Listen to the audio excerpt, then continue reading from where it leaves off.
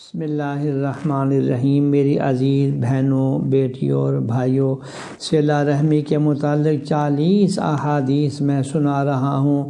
حدیث نمبر 24، رسول اللہ صلی اللہ علیہ وسلم نے ارشاد فرمایا کہ اللہ تعالیٰ نے مخلوق پیدا کی، جب اس سے فراغت ہوئی تو رحم یعنی رشتہ داری نے عرض کیا، یہ اس شخص کی جگہ ہے جو قطع رحم سے تیری پناہ مانگے۔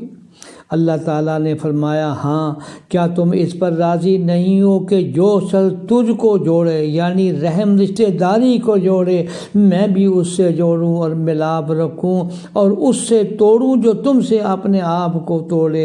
رحم نے کہا یعنی رشتہ داری نے کہا، کیوں نہیں، ضرور میں راضی ہوں اے رب۔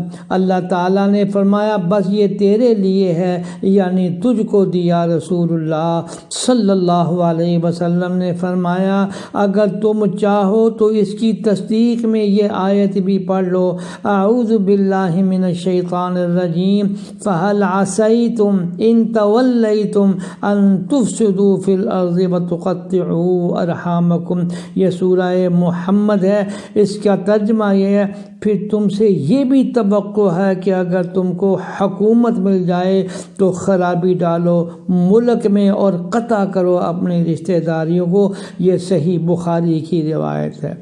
اگلی روایت، رسول اللہ صلی اللہ علیہ وسلم نے فرمایا، سوموار اور جمعہ کا دن یعنی پیر اور جمعرات کے دن جنت کے دروازوں کو کھول دیا جاتا ہے اور ہر اس بندے کی مغفرت کر دی جاتی ہے جو اللہ کے ساتھ کسی کو شریک نہ ٹھہراتا ہو، سوائے اس آدمی کے جو اپنے بھائی کے ساتھ کینہ رکھتا ہو، اور کہا جاتا ہے کہ ان دونوں کی طرف دیکھتے رہو یہاں تک کہ وہ صلح کر لیں، اور ان دونوں کی طرف دیکھتے رہو یہاں تک کہ وہ آپس کے اندر صلح کر لیں۔